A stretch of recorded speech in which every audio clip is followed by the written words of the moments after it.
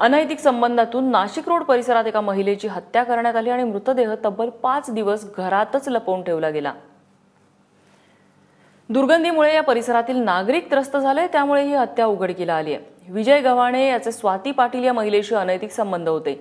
5 दिवसांपूर्वी त्यांच्यात वाद झाले आणि या वादातूनच विजय गव्हाणेने स्वातीचा गळा आवळून हत्या केली। मृतदेहाची विल्हेवाट लावण्यात अपयश आल्यामुळे त्याने मृतदेह घरातच ठेवला होता। काल संध्याकाळी सोसायटीमधल्या रहिवाशांना फ्लॅटमधून दुर्गंधी यायला लागली, त्यामुळे आरोपीचं बिंग फुटलं। पोलिसांनी आरोपी विजय गव्हाणेवर हत्येचा गुन्हा दाखल केलाय। काल 22 रोजी कैलास सोसायटीमध्ये एका फ्लॅटमध्ये जिथे विजय गव्हाणे राहतात तेथील स्थानिक नागरिकांना खूप वास येत असल्यामुळे त्यांनी त्याच्या विजय गव्हाणेच्या छोट्या भावाला कळवलं सचिन गव्हाणे, आणि त्यांनी येऊन जेव्हा दरवाजा उघडायचा प्रयत्न केला तेव्हा आतील विजय गव्हाणे यांनी सांगितलं की तू आत येऊ नको, परंतु त्याला संशय आल्याने त्याने घरात जाऊन चेक केलं। त्यावेळेस किचनमध्ये एक महिलेची डेड बॉडी डिकम्पोज्ड अवस्थेत तिथे त्याला आढळून आली। तो त्या महिलेशी संबंध ठेवून होता आणि काही क्षणिक वादामुळे ती घटना तेवढून घडली असं त्यांनी मान्य केलेलं आहे।